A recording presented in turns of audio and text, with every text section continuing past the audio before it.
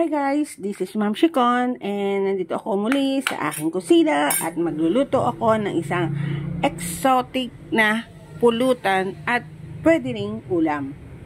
So, lagay na natin ang luya. Yan.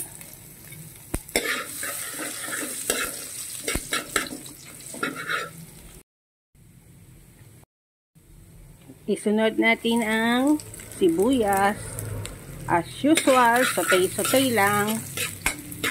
Yung recipe na to ay natutunan ko sa Dagupan City.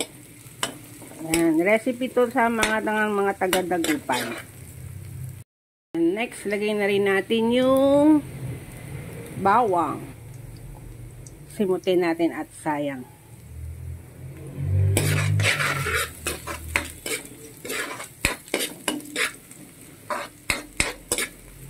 Alam nyo, dahil mayaman ang Dagupan sa seafood at kilala ang Dagupan na bilang bangus capital dito sa Luzon. At brown na yung kulay ng ating garlic, onion at ng ginger. Sunod na rin natin, maglagay din tayo ng ayan, green chili at onion leaves para may kulay. At ilagay na rin natin ang syempre ang pinaka main ng ating recipe. Yan. So alam niyo ba guys kung ano to? Ito yung puso, laman loob, yung puso ng bangus o laman loob ng bangus. So inalis natin yung ibang part ng bituka, nilinis natin, at yung abdo inalis natin. Ayan. So sino guys yung mga nakaka-relate ng recipe to? Ayan. Alam nyo ba sa Dagupan na ito sa palengke ng Dagupan ay may nabibili talaga na pure na laman loob ng bangus. Ayan, dahil nagbo-boneless sila doon ng mga bangus na pang-export at pang-local. So talagang makikita nyo sa market nila yung mga fresh na laman loob ng bangus.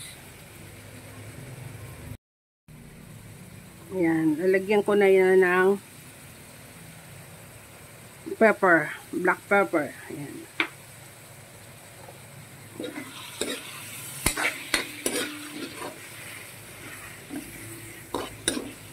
Isang kutsa natin lang mabuti. And ilagay natin yung patis. Sa mga nagatagay-tagay dyan, alam nyo na ba kung ano tong recipe na to? Siyempre, pulutan. Alam nyo ba sa Dagupan na yung laman loob ng bangus ay binibenta nila sa presyo ng 60 pesos to 80 pesos per kilo. So, bukod sa pigar-pigar na known na recipe ng Dagupan, ito yung number 1 nila sa mga, alam nyo na, sa mga pare-paring nagtatagay-tagay. Not only in Dagupan, but even sa mga taga buong Pangasinan. Ayan. Sa mga kabsat na Ilocano. Pangasinense at Ilocano. Ayan. Alam nila tong recipe na to. Mag-add na tayo ng water. Ayan. Isang bowl na water.